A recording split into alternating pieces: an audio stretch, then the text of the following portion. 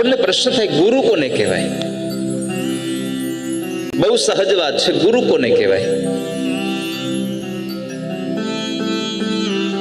તો આપણે કહેતા હોઈએ છીએ કે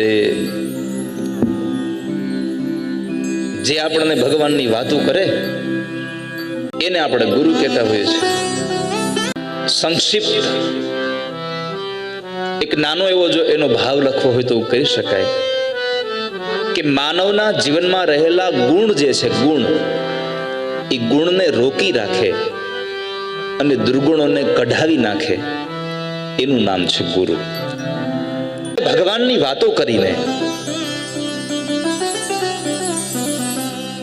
વારે વારે તમને ઈશ્વર સંબંધી વાતો કરીને, આ જીવનું કેમ કરીને કલ્યાણ થાય એની ભાવના રાખે. બીજું, તામસ આદિ ગુણોને ટાળી નાખે છે, એ ગુરુ છે. ગુકાર પ્રથમો વર્ણ. ગુરુ શબ્દમાં જે પેલો ગુ છે એ અંધકાર છે અને રૂ છે એ પ્રકાશ છે. અજ્ઞાનનો જે અંધકાર છે એમાંથી જે આપણને જ્ઞાનના પ્રકાશ સુધી જે લઈ જાય છે એ ગુરુ છે. તામસ આદિ ગુણધર્મો જે આપણે અંદર પડ્યા છે, કારણ વગરનો લોભ પડ્યો છે, કારણ વગરનો ક્રોધ પડ્યો છે, કારણ વગરની આળસ પડી છે. આળસ કહે છે જેનો સરળ સ્વભાવ છે. ગુરુનો સૌથી પહેલો ગુણધર્મ છે જેનો સ્વભાવ સરળ છે.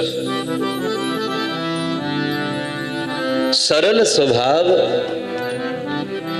ન મન કુટિલાય. સ્વભાવમાં સરળતા આવે. બીજું,